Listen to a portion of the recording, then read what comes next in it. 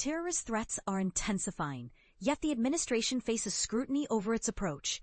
Donald Trump, https, Guardian.com, U.S. News. Donald Trump issued a presidential memorandum on Thursday aimed at reining in what he has called a radical left-wing domestic terror network, but which seemed likely to meet fierce legal pushback from critics, depicting it as a license for a broad crackdown on his political opponents.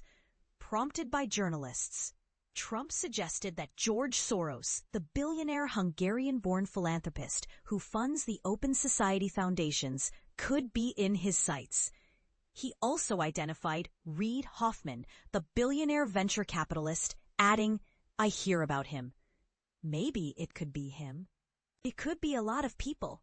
Earlier, the Open Society foundations had hit back at reports that the Justice Department was planning to target the group and criticized the Trump administration for politically motivated attacks on civil society. Hina Shamsi of the American Civil Liberties Union, ACLU, said in a statement, "After one of the most harrowing weeks for our First Amendment rights, the president is invoking political violence, which we all condemn, as an excuse to target nonprofits and activists with the false and stigmatizing label of domestic terrorism. This is a shameful and dangerous move."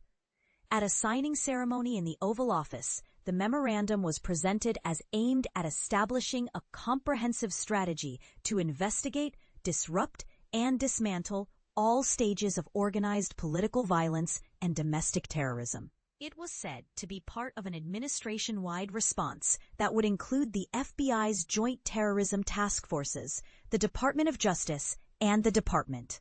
The ACLU said in a statement that Joint Terrorism Task Forces already have a long history of investigations that wrongly target protesters, communities of color, and those engaged in dissent. Surrounded by members of his cabinet, Trump said the goal was to target the funders of a lot of these groups, some of whom he claimed to know. But he was vague when asked which groups he meant or who the funders were. These are anarchists and agitators. Professional anarchists and agitators, and they get hired by wealthy people, some of whom I know, I guess, probably know, he said. You wouldn't know at dinner with them. Everything's nice, and then you find out that they funded millions of dollars to these lunatics. Daniel Richman, a professor at Columbia Law School and former federal prosecutor, said the memorandum itself probably doesn't carry much legal weight. You can't, by executive order, create new crimes. This does not create new crimes. This says you will use the Terrorism Task Force to go after things they would usually go after, Richmond said. But he added, the concern is that this administration has made clear it is only interested in pursuing politically oriented terrorism that disagrees with its political agenda. The Trump administration does not need to create new crimes in order to do this, he said. Laws already on the books have and continue to provide the ability to go after ideological opponents. Though the memorandum may not hold up in court, I fear how far they are going to take this, said Jason Charter, a former activist who faced charges during Trump's first term in connection with efforts to tear down the Andrew Jackson statue in front of the White House.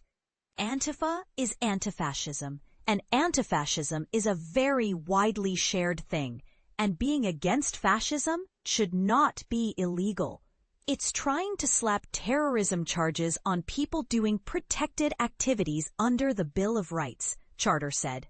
The memorandum comes amid a right-wing clamor for retribution in the wake of the 10th September murder of the far-right pundit Charlie Kirk.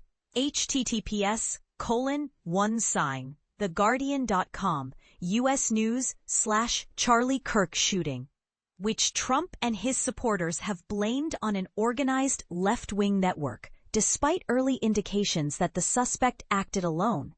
It also followed Wednesday's deadly attack.